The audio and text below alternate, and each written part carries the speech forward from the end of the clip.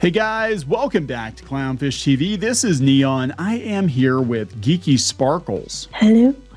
And the day of reckoning is here. It looks like David Zaslav is going to fire the people who greenlit Joker 2. He's looking to replace them because it was such a massive failure. I mean, it's so weird. Everybody's like, well, it's an art house film and you plebs are you're too stupid to understand it. Doesn't matter. Okay, it lost $150 to $200 million. It should have been a slam dunk. And people are like, why the hell did this cheap-ass movie cost so much in the first place? Yeah, well, that's a good question. So we're going to talk about that question. Then we're going to throw some other Warner Brothers related news in here, I guess. We're going to talk about how more and more of Hollywood is going to pivot to cheaper movies. Yeah, they've actually been saying that for last few months now, that they were going to, and I know Disney and Bob Iger has been saying that they were going to cut the budgets down significantly.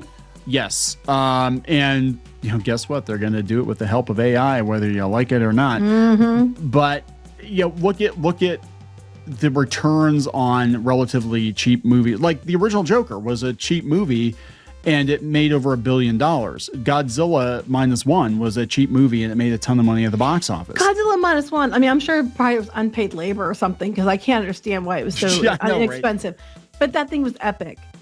Yes, it was an amazing movie. It's infinitely rewatchable.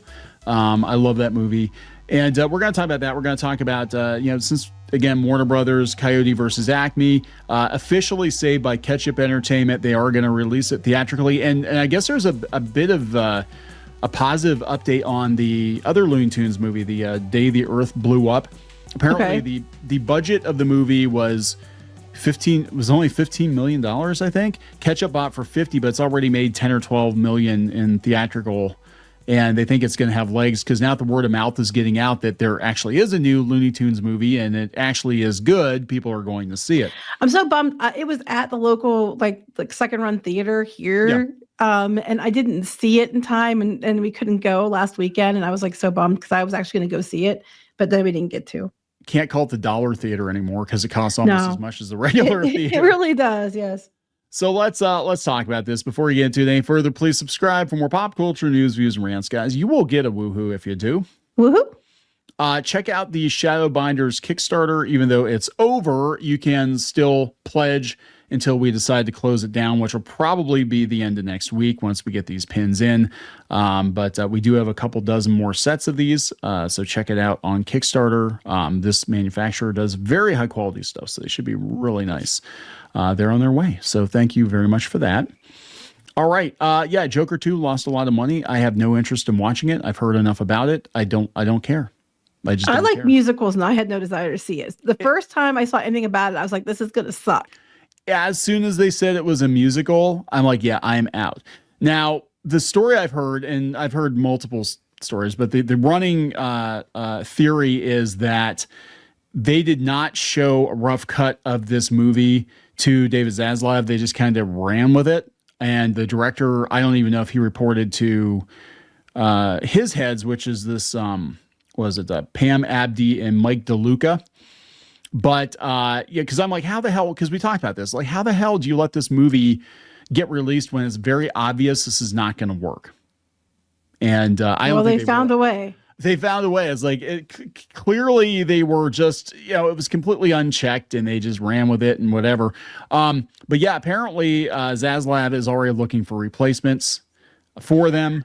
I just don't understand why Zaslav didn't demand to see it. Like it wasn't like it was something that snuck under the radar. And the fact that the last one was such a big moneymaker for them, they had so much riding on the second one that you'd think that they would have been really like watching it closely, monitoring it closely. I just don't understand how, if that's true, how that happened. Because Zaslav doesn't pay attention to the quality of the content. I don't think this guy had, I'm going to be honest, at first when he first came in, I was like, okay, good. He's kind of doging Warner Brothers. He needs to, because some of the stuff does not make sense. But now I'm like, I don't think this guy has a creative bone in his body. I think he's just a bean counter and he looks at the bottom line and that's it. And he just kind of lets people do whatever. We need somebody in charge who actually has some concept of what's going to work and what's not going to work, right? And he doesn't have to micromanage everything, but if you're a studio head, when you're making a sequel to $1 billion movie, you should be paying very close attention. I would think. You would think. But apparently he's already looking to fire the people in charge. So yeah, Warner Brothers Discovery CEO David Zaslav is meeting with potential candidates, skim from the Hollywood Reporter, potential candidates to replace film bosses DeLuca and Abdi, according to a report by Bloomberg. Bloomberg says it's at an early and informal stage with the final decision about their fate at the company having not been made. Warner Brothers Discovery spokesperson Robert Gibbs told Bloomberg the rumor of an imminent leadership change at the studio is not accurate. That is a very vague statement. The report comes on the eve of CinemaCon, the annual convention of theater owners in Las Vegas, where they were expected to present Warner Brothers' upcoming slate on Tuesday night. And they lost a bunch of money on Joker 2 and Mickey 17. So they're you're only as good as the amount of money you're bringing into the studio. I mean, you can make the most wonderful art house movies ever, and everybody can love them, and they can be critically acclaimed. But if you're hemorrhaging money and you're losing the studio money, then you're out the damn door, unless you're Kathleen Kennedy. Yeah, for whatever reason. She gets to stay. They said also, they said that they also lost money with the Alto Nights that just came out too. They said that Zaslav greenlit it himself, even though people said they didn't think it was a good idea. Oh my God. So this is what happens. Again, you have somebody that doesn't pay attention to this shit, greenlighting shit that doesn't. So Minecraft is actually their first. So there might be waiting to see what happens with Minecraft. Minecraft is the first movie that they greenlit 100%. Mm-hmm. So, and I'm going to tell you the truth. The reviews are god awful. Oh, it's about what I thought it would be. Yeah. I didn't know it's a musical. Is that correct? That's what the kid said. Yeah. Oh, for God's sake. What did you say? One of you guys told the kid said it's got music. Well, it's got Jack Black in it. So I think it looks like pure ass, but I'm also like, it's going to make money because it's Minecraft. Probably. They got big McDonald's tie-in. They have the new Happy Meals out today, and the kids want. I know. Actually, the kids. Yeah, it's the kids. The kids named Neon. Yeah. Yeah, Neon Jr. I snuck that one in there. You didn't even know about him. Yeah, I wasn't there for that one. You're sleeping when he came. Slept the whole way through. Wait, never mind. Anyway, Minecraft. You're sleeping when I came too. Okay, just stop talking. Anyway, Minecraft, considered the first true green light from start to finish, arrives Friday, is tracking to do decent business at the box office. They're saying at least 60 million. I think it's going to do more than that. I'm going to be honest. And then they have another Ryan Coogler movie. And they had Bidding War, and then Zaslav's own stuff is not good. That's shocker. Not good. Yeah, Zaslav clearly doesn't have doesn't make the right decisions. He doesn't. I mean, like shelving Coyote versus Acme and then selling it was dumb because they said that one actually had a lot of potential and people were very excited about it. That would have probably done well for them. And even this one, this other one, The Day the Earth Blew Up, might have done well for them too had it was advertised, but it's catch up instead. They're picking the wrong things. I think it just feels like panic, like they don't know what to do, so they're just tossing things overboard. Like I don't even know. I mean, they chose Flash probably because of Michael Keaton Batman, but Michael Keaton Batman was in Batgirl and they got rid of that too. They could have just done Michael Keaton Batman. That's all they had to do. That's all they had to do, and they would have had a winner. Maybe Batman they couldn't afford. They couldn't afford all of Michael Keaton, so they could only afford like 20 minutes of Michael Keaton. Like they could afford all of him, but only 20 minutes worth of him. Yes. Yeah. It'd be creepy if he wasn't all there. No, it's like that was like Nick Cage in Willy's Wonderland. Apparently he did the movie, but he couldn't talk because if he talked, he cost more. That's what I heard. It was Oh, Willy's Wonderland. Well done, awesome. Just because he didn't talk. I mean, Willy's not because he was bad. You know what I mean? He owned that movie. Right. It was so good. Willy's Wonderland. For those of you who don't know, it's basically Five Nights at Freddy's, but years before Five Nights at Freddy's, and I would argue better than Five Nights at Freddy's, but it's actually pretty good. I didn't see it, so I didn't really watch all of Willy's Wonderland. I didn't see all Five Nights at Freddy's either, but when I saw Willy's Wonderland, it was pretty funny. He never speaks. He doesn't, but it's a great role. Very Nicolas Cage. But yeah, Coyote versus Acme is getting a theatrical release now. So they're basically cleaning up Warner Brothers messes. Yeah, we talked about before with Rooster Teeth, and now Bernie Burns has Rooster Teeth back. So they're basically like, I don't think they know what the hell they're doing. I mean, at the end of the day, I think it's just like cut. Oh, we cut too much. Okay, well, I think at the end of the day, Zaslav came from TV that was like Discovery and stuff like that. That was the inexpensive, slice of life, going on ghost hunts or whatever type, videos, which are a lot cheaper than it is to run major motion pictures and HBO and stuff like that.